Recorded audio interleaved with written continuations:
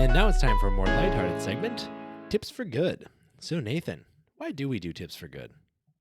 Well, Michael, we do Tips for Good every week because then I saw her face. Mm-hmm.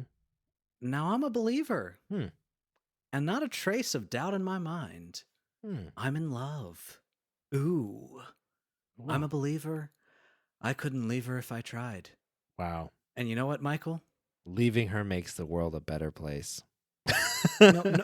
Oh, wait, no, not leaving her. Not love makes the world, and not leaving her. Gotcha. Okay, yeah, okay. Love makes the world a better place. And Sorry, not I thought that was going in a different direction. No. Okay, gotcha. Oh, yeah. You know what else makes the world a better place? Tips. Tips of love. Tips. Yeah. Make the world a better place. So Nathan. We really need this before the Israel-Palestine thing. Yeah. Yep. Okay. So Nathan. Okay. What is our tip for good today? Well, Michael, our tip for good today is to every now and then run the defeasibility test on yourself. Mm-hmm. What is the defeasibility test? Well, Michael, I'm glad you asked. So the defeasibility test is a philosophical test that you try to run on yourself to make sure that you believe what you believe for logical reasons and not because of either emotional reasons or because that's how you were raised. I've taken this test before. So you stick the swab up your nose and you rub it around and then you put it in the thing and you wait 15 minutes. I know this test. That's the COVID test. Oh, that's the COVID we've test. also told people to take that test on We themselves. have told people to do that. Okay. This is a different test. And you can't stick anything up your nose to test for it? Unfortunately not. Okay. I mean, I guess it is. I mean, you are picking your brain, I guess. Lobotomy? Metaphorically. All right. And it's very simple. All right. So let's all run the test right now. Okay. Right. I want all of you to think about something that you feel very strongly about. All right. That you believe very strongly.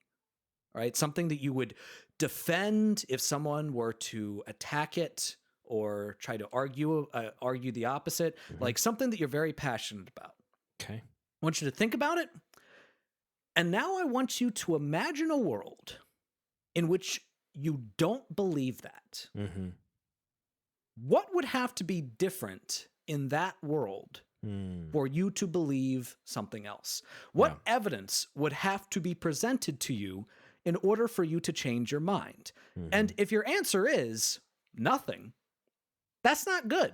Yeah. Because that means that you have not come to your conclusion through logical means or through an actual reason. There's not a core reason you believe what you believe. Mm-hmm.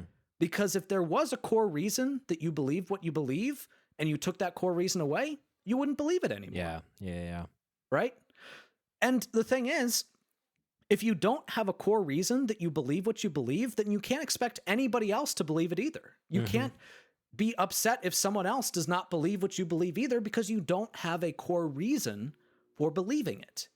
So think very carefully. What would have to be different? What information would have to be presented to you in order for you to change your mind? And the thing is, it could even be something that is somewhat silly, but still reason-based. So let me give you an example. I feel very passionate about disability rights, right?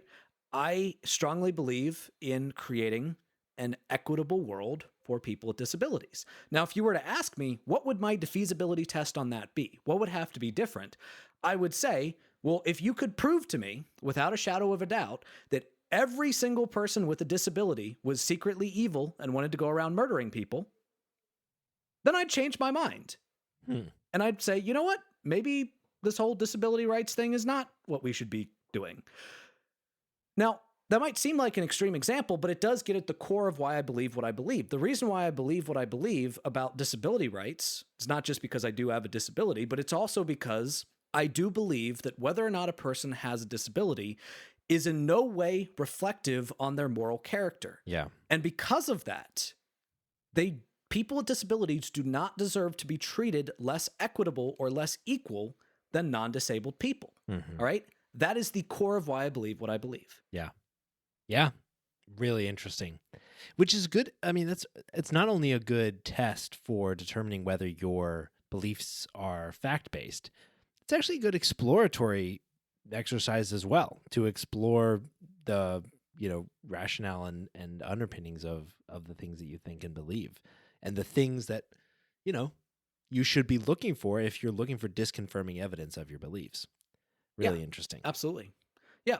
And also, this is a good test that you can run on other people if you're going to have an argument with them. Like before you even have an argument with someone, ask them, hey, so out of curiosity, what would it take to change your mind? What evidence would have to be true in order for you to change your mind about this?